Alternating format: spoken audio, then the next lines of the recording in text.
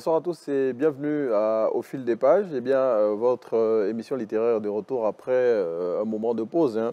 Et ce retour, c'est pour vous permettre bien évidemment de renouer avec l'univers du livre et vous permettre de renforcer vos acquis. Car comme le dit un célèbre auteur, eh bien, la connaissance se trouve dans les livres et pas ailleurs. Et pour ce premier numéro de cette nouvelle saison, nous recevons un auteur bien connu de l'univers du livre ici en Côte d'Ivoire, auteur à succès, auteur prolifique. Il a à son actif 7 œuvres et il est le président de l'Association des éditeurs de Côte d'Ivoire. Charles Peumont, bonsoir. Bonsoir Renaud. Merci d'avoir répondu à notre invitation. C'est moi qui vous remercie. Pour ce premier numéro de la nouvelle saison d'Au fil des pages pour laquelle vous nous faites l'honneur d'être avec nous. Non, tout l'honneur plutôt pour moi. Et avec vous, bien évidemment, on va parler d'une œuvre que vous avez écrite, votre dernière œuvre en date, qui était un recueil de nouvelles, Pudeur, Passion et Folie. C'est le titre de cette œuvre-là. Et je veux dire à nos téléspectateurs tout de suite que les 3 éléments qui constituent le titre de ce recueil de nouvelles sont bien présents dans les 6 nouvelles qui sont dans cette œuvre de 191 pages, bien évidemment, dont on va parler tout à l'heure. Juste avant, eh bien, il faut savoir qu'au fil des pages, c'est plusieurs articulations et on s'intéresse à la première, le doc littéraire. Et juste derrière, on revient pour échanger avec notre invité.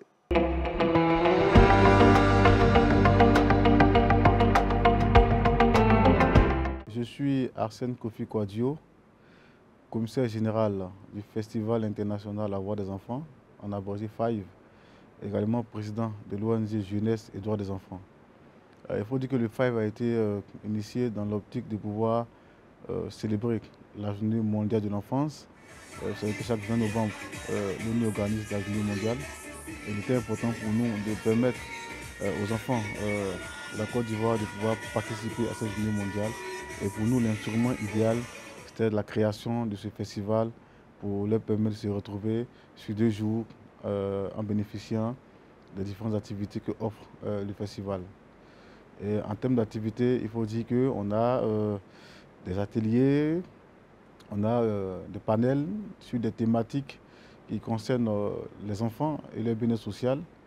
Par exemple, cette année, la thématique c'était engagement public-privé dans la lutte contre le travail des enfants. Et cela a permis à des structures comme l'UNICEF, le ministère de la Femme, de la Famille et de l'Enfant, le CNDH, qui est le Conseil national des droits de l'homme, de pouvoir se pencher en invitant les ONG, le Kwama, ONG Mères Courageuses, et les élèves eux-mêmes étaient présents. Et ça leur a permis en fait de pouvoir échanger sur tous ces aspects et voir dans quelle mesure lutter contre ce phénomène. Et voilà. Et en plus de cela, il y a eu des différents ateliers avec les enfants.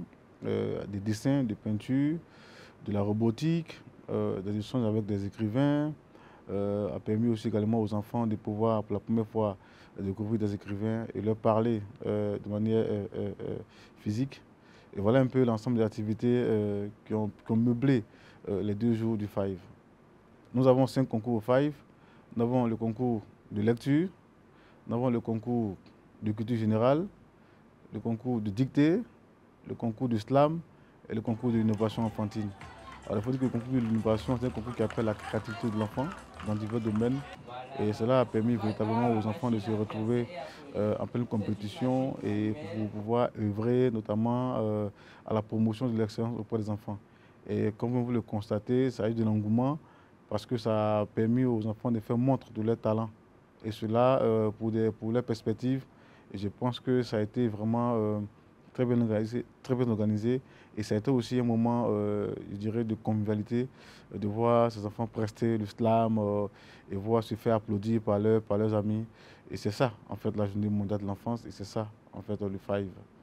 Il faut dire que cette 3e édition, nous avons eu des partenaires institutionnels qui nous ont véritablement aidés, notamment l'UNICEF, le ministère de la Femme, de la Famille et de l'Enfant.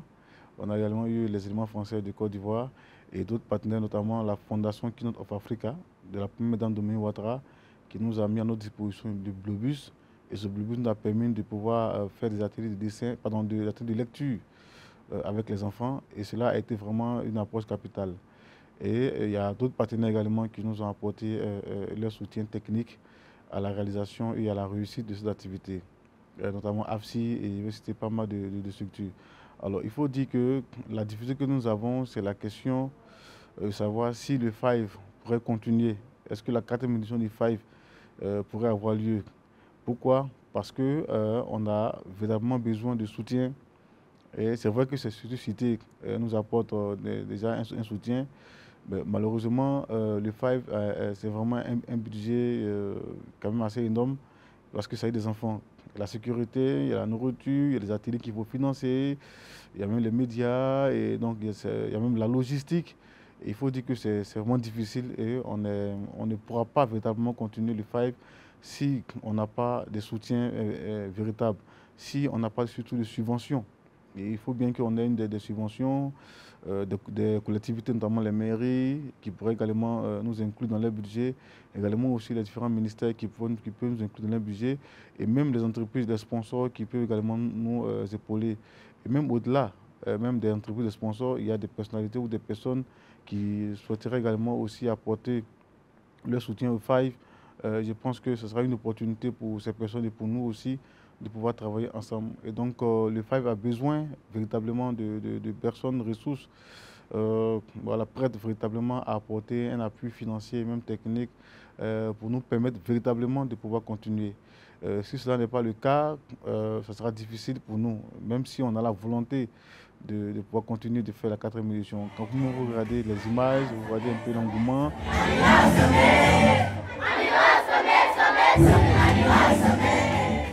Regardez un peu les enfants qui expriment leur joie de se retrouver véritablement au FIVE, ça nous donne envie de continuer. Mais malheureusement, on a de véritables soucis, et non pas de subventions, et nous appelons vraiment à l'aide pour voir dans quelle mesure soit le secteur privé ou public, des particuliers qui veulent véritablement nous aider, de nous contacter et voir dans quelle mesure ils peuvent aider à ce que le FIVE ne meure pas, à ce que le FIVE puisse poursuivre vivre.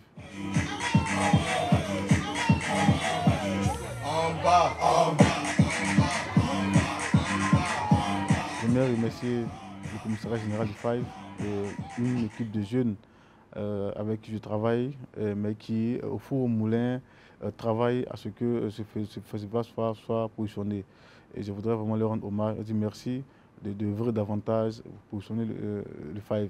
Ils sont des jeunes, ils sont engagés et on a tous besoin véritablement de soutien pour que le FIVE soit l'un des plus grands festivals pour enfants en Côte d'Ivoire et même en Afrique et la sous-région. Bon, on espère que M. Arsène Kouadio va avoir l'accompagnement qu'il souhaite pour lui permettre de continuer avec le FIVE, cette activité qui permet d'œuvrer dans le sens de l'encouragement de la littérature pour enfants. On a vu les enfants qui étaient heureux de participer à cette activité. M. Peumont, M. Kouadio, il a décrit une situation qui est commune à tous les promoteurs d'activités littéraires. Vous n'êtes pas toujours accompagnés. Oui, nous ne sommes pas toujours accompagnés, et même au niveau du Salon international du livre d'Abidjan, le SILA, dont la 14e édition aura lieu du 14 au 18 mai prochain au Parc des Expositions, ce sont toujours les mêmes problèmes. Oui. L'importance du livre n'est pas toujours perçue par des partenaires institutionnels forts. Heureusement qu'avec l'expérience et le fait de rassembler chaque année entre 100 000 et 120 000 visiteurs par an pour le SILA, ça nous a permis aujourd'hui d'avoir des partenaires solides, privés comme publics. Oui. Et donc, dans toutes ces activités, c'est d'abord le courage, la passion, la volonté. Une fois que vous êtes bien engagé et que vous êtes persévérant, ben, les partenaires viennent. Mais en même temps, moi, je veux vraiment saluer de telles initiatives. Oui.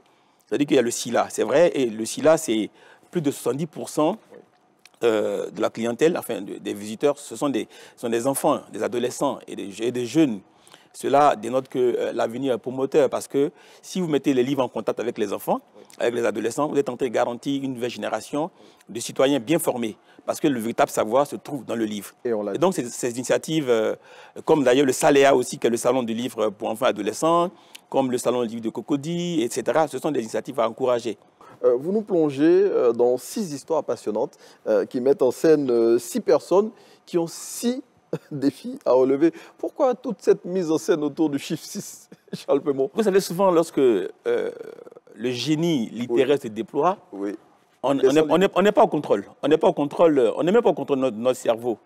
Et donc, c'est vous, les experts, les critiques, qui, avec le recul, Vous pouvez le voir. Au moment où nous écrivions Pudeur, Passion et Folie, nous n'attendions pas à avoir toutes ces déclinaisons en chiffres que vous êtes en train de faire. Oui. Mais c'est vrai qu'avec les échanges qu'on a eus avant l'émission, j'ai trouvé ça assez curieux. Vous avez sorti même un chiffre multiplié.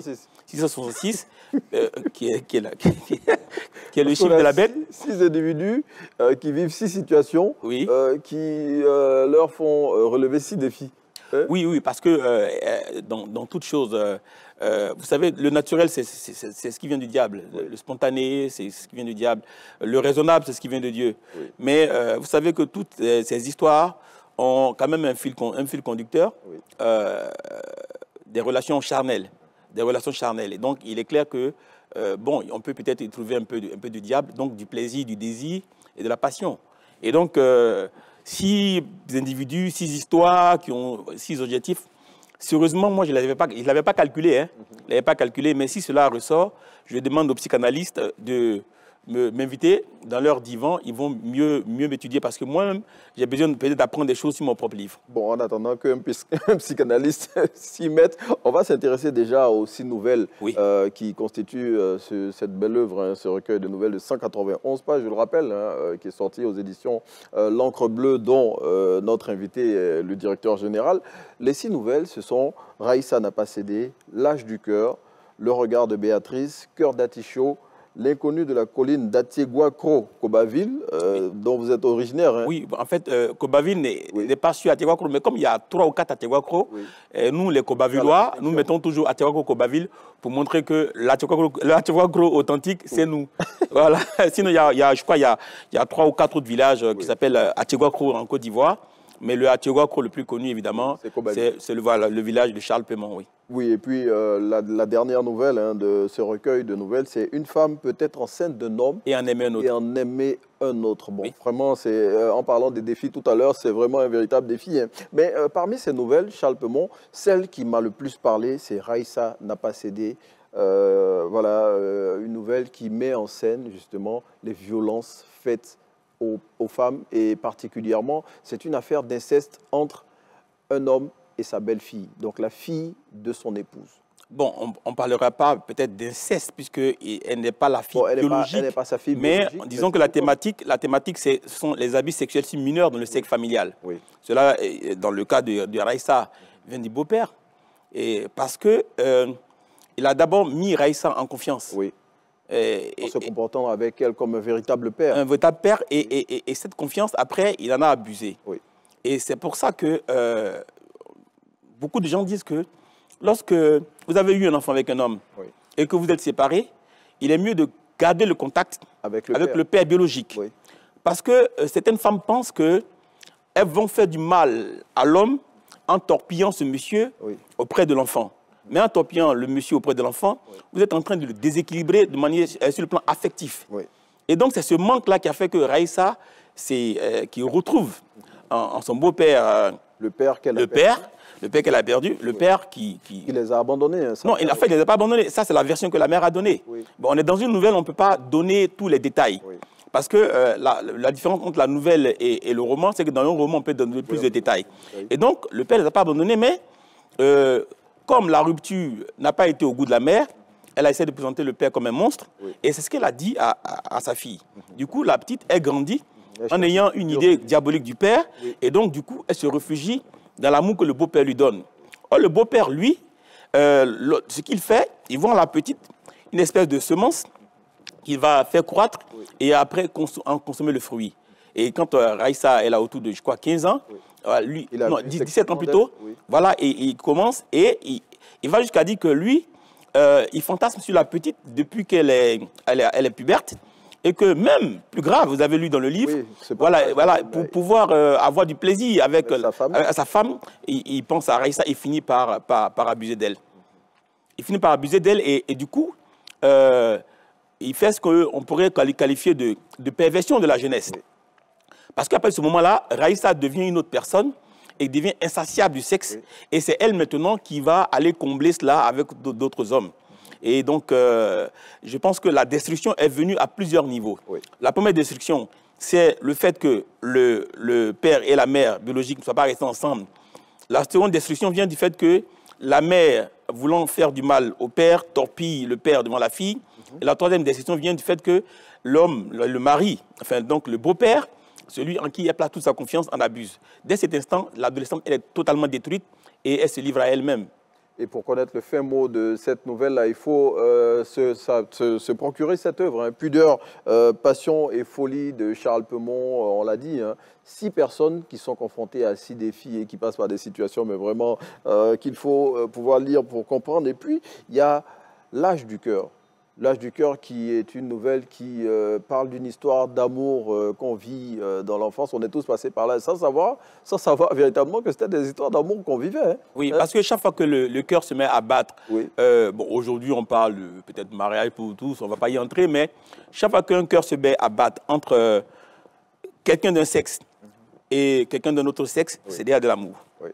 Voilà, parce que ce battement de cœur, ça prouve qu'il y a un sentiment qui est partagé. Oui. Et donc, dans L'âge du cœur, qui est écrit à la deuxième personne du singulier, oui. C'est le personnage féminin central qui raconte son histoire à son ex amoureux. Oui. Parce qu'au moment où l'histoire s'écrit, il n'y a plus de relation amoureuse entre le narrateur et le personnage principal.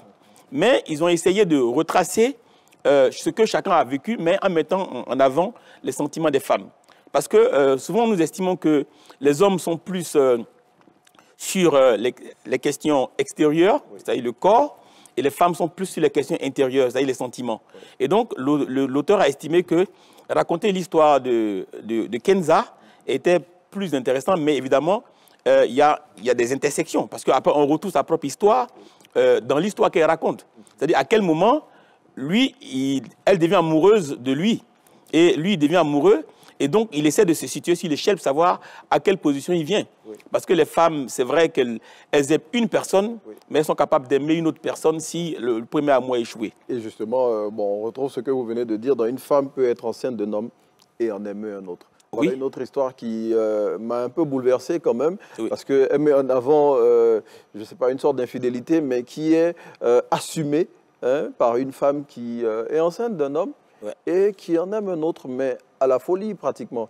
Oui, parce que l'homme dont elle est enceinte, ce n'était pas un homme dont elle était amoureuse. Elle et sa famille. On peut porter la grossesse de quelqu'un. Oui, mais ça arrive. C'est-à-dire oui. Que la jeune fille aujourd'hui, surtout certaines jeunes filles, pas toutes les jeunes filles, qui vivent dans des situations sociales assez difficiles, parfois se retrouvent à flirter avec quelqu'un qui apporte plus de moyens. Donc, elle n'était pas amoureuse. Au moment où elle se met avec lui, c'est parce qu'il répondait à un besoin financier. Elle répondait à un besoin parce que c'est une famille de filles uniquement, dont le père est absent et la mère est une ménagère. Donc, comme on le dit en Côte d'Ivoire, chacune se cherche. Oui. Et donc, quand le monsieur qui vient, qui n'est pas si mal physiquement, oui. Vient, il y a d'abord un petit attachement. Mais au moment où celui dont elle est totalement amoureux arrive dans le quartier, c'est un véritable coup de foudre. Oui. Mais le problème, c'est que cet homme-là, lui, il ne sait pas au départ qu'elle est enceinte. Oui. Et donc, il courtise la jeune fille qui fait son petit commerce, enfin, la petite vente de pain avec oui, condiments là, oui. Condiments financés justement par le marin. Et en plus, celui dont elle est enceinte est un marin, il n'est pas là régulièrement. Donc, quand elle tombe amoureuse de cet homme, qui lui tombe véritablement amoureux de Raïs, non pas de Raïssa, de Edwige de Jesco. Edwige de Jesco, oui, parce que l'histoire est à 90% vraie. Oui. L'histoire à 90% vraie. Justement, on va marquer une toute petite pause et on va parler de ces pourcentages-là tout à l'heure parce que ce n'est pas la seule histoire qui est vraie à un certain pourcentage. On va s'intéresser à la deuxième articulation de cette émission et il s'agit de « Dis-moi ce que tu lis », une rubrique où on reçoit une personnalité qui partage avec nous le livre qu'elle lit au moment où on la rencontre.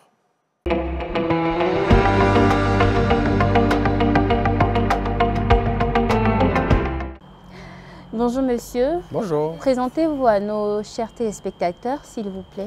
Alors je m'appelle Philippe Simo, je suis entrepreneur en France, au Cameroun, en Côte d'Ivoire, dans plusieurs secteurs, parmi lesquels la promotion immobilière, nous construisons des maisons, mais aussi de la formation. Nous formons des gens à lancer des entreprises et à optimiser la rentabilité de leurs entreprises. Et puis nous faisons aussi de la location de voitures accessoirement.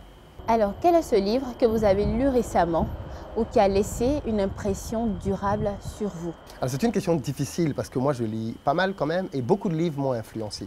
Et s'il y a un livre qui se démarque un tout petit peu, c'est Power, 48 lois du pouvoir de Robert Greene. C'est un livre qui fait à peu près 450 pages, mais qui se lit très potablement. Alors, ce qui est marquant avec ce livre, c'est que c'est un livre qui se donne la mission d'expliquer aux gens comment fonctionner dans un environnement de pouvoir. Chacun de nous est confronté au pouvoir quelque part. Il vaudrait mieux comprendre comment fonctionne ce pouvoir-là pour pouvoir l'utiliser de son côté et pas le subir. Parce que malheureusement, avec le pouvoir, et c'est ce que le livre explique, quand on respecte les lois, on progresse dans le pouvoir. Et quand on désobéit aux lois, eh bien, on regresse. Alors, c'est difficile de trouver un passage dans ce livre qui soit plus marquant que les autres. Et au début de chaque loi, il fait un petit résumé. Et je vais vous lire ce résumé-là. Ceux qui sont au-dessus de vous doivent toujours se sentir largement supérieurs. Dans votre désir de leur plaire et de les impressionner, ne vous laissez pas entraîner à faire trop étalage de vos talents ou vous pourriez obtenir l'effet inverse, les déstabiliser en leur faisant de l'ombre. Faites en sorte que vos maîtres apparaissent plus brillants qu'ils ne sont et vous atteindrez les sommets du pouvoir. Par exemple, cette loi-ci, elle est tellement importante et je vois tellement de gens la briser au quotidien. Quand on arrive dans un milieu, il y a des gens qui sont supérieurs à nous parce qu'on veut leur plaire. Parfois, on arrive à égratigner leur aura, égratigner leur impact et ça se retourne généralement contre nous.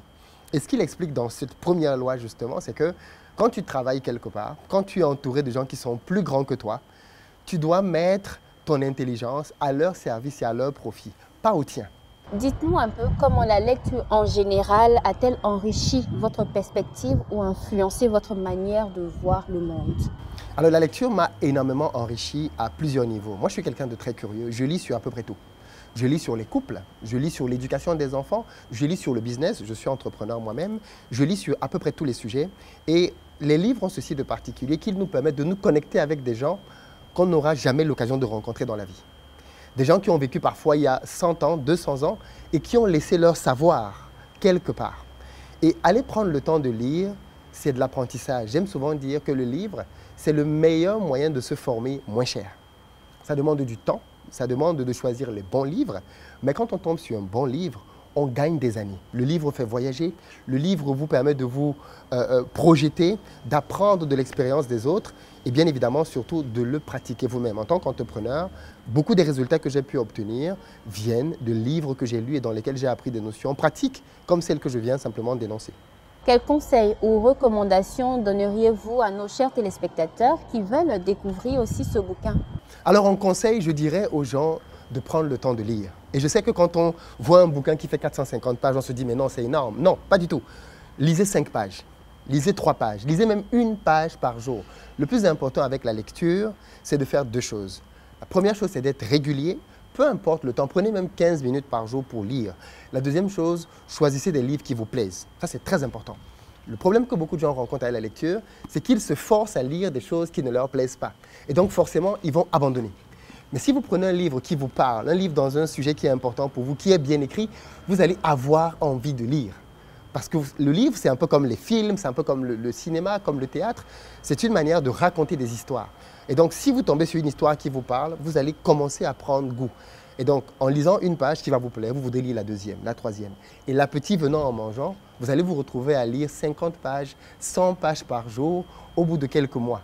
Mais il ne faut pas se mettre la pression, juste se dire « je dois lire ». Et puis je terminerai en disant que la lecture, c'est ce qui permet de maintenir les gens intelligents. En général, les gens que vous allez écouter qui vont vous impressionner par ce qu'ils disent, ce sont des gens qui sont connectés à la lecture.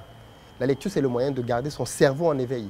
Et malheureusement, beaucoup de personnes, une fois qu'elles ont eu leur diplôme, ont arrêté d'étudier, ont arrêté d'apprendre et rabâchent à longueur de journée ce qu'elles ont appris il y a 20 ans, alors qu'avec des livres, elles peuvent continuer d'être intelligentes simplement. Donc si vous voulez être intelligent, ou du moins paraître intelligent, lisez. Alors nous allons jouer à un petit jeu. Mais avant, je voudrais savoir, est-ce que vous lisez des bouquins, des romans d'auteurs ivoiriens ou africains? Ça m'arrive, ça m'arrive. Les romans, ce n'est pas ma section préférée, mais ça m'arrive de lire quand même. Oui, il y a des classiques africains que je lis. Et oui, donc on va dire oui. Alors, moi, je vais vous donner des noms ou des titres de romans ou de livres d'auteurs ivoiriens ou africains et vous allez me donner le nom. Ok, d'accord. C'est un quiz. Ok. Alors, le premier livre est Les Frasques des Binto. Qui est l'auteur des Frasques des Binto? Je crois que là, pour le coup, c'est un auteur ivoirien. Je crois que c'est Amadou Koumarou.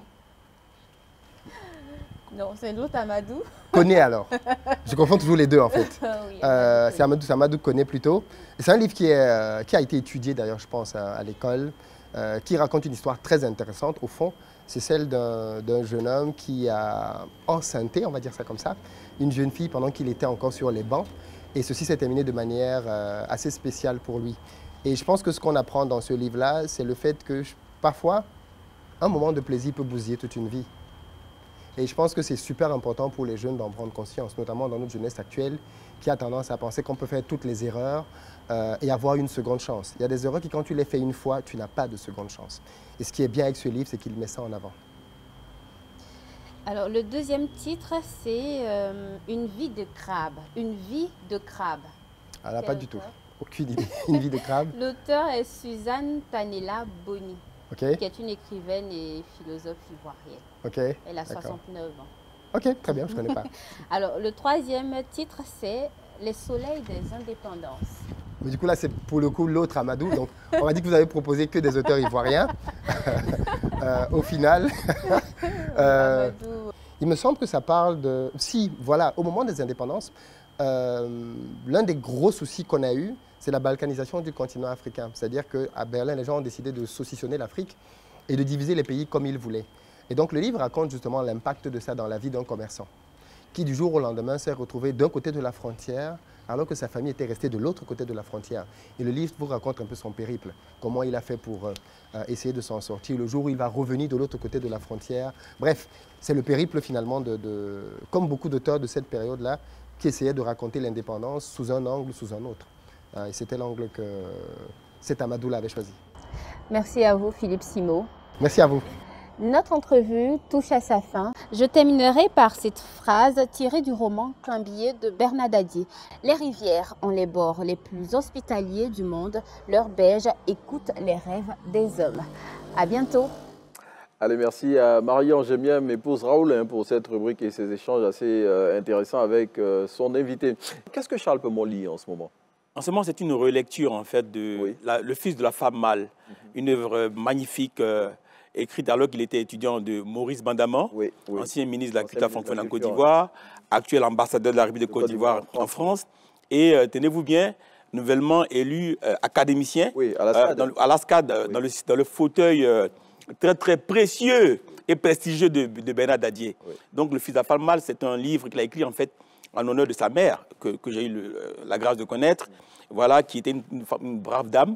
Donc, femme mâle, parce que, en baoulé, blé à soi, c'est-à-dire qu'une dame qui vraiment se bat comme un homme. Voilà, vraiment, ce sont des modèles, de référence pour les jeunes Africains que nous sommes. Donc, il est toujours bon de toujours revoir la place de la femme dans l'éducation des enfants, certes, mais aussi dans la réussite de la société. Parce que Maurice Bandaman, fruit de cette bravoure de cette dame, voilà le très beau parcours qu'il nous offre. Et je pense qu'il n'a pas encore fini de gravir les échelons. En parlant de femmes, justement, sur la couverture de votre recueil de nouvelles, on voit une belle dame. C'est qui, cette dame? Je dirais que c'est une amie très, très spéciale qui m'a fait l'amitié de m'offrir son visage pour couvrir ce livre. Et donc, voilà, Bintou Bakayoko Kenza, une amie très, très spéciale que j'ai perdu de vue depuis quelques années. On a été très heureux, Charles Peumont, de partager ce temps d'antenne avec vous. Merci d'avoir répondu à notre invitation. C'est moi qui remercie la RTI et je souhaite vraiment bon vent à cette émission. Comme je l'ai dit, il faudrait qu'on démultiplie les émissions de télé, radio et les articles de presse avec des journalistes formés pour vraiment décortiquer les livres, car c'est comme ça que nous allons contribuer à la promotion du livre et faire en sorte que ce soit une denrée consommable par tous les Ivoiriens au quotidien, sans que cela ne choque personne. Et c'est sur ces mots de notre invité que nous allons refermer ce numéro d'Au fil des pages, réalisé par Laria Scobon. Merci à toute l'équipe qui a permis de produire ce premier numéro de votre émission. On se retrouve dans 2 semaines pour un autre numéro d'Au fil des pages. Merci et bonne soirée sur RTI.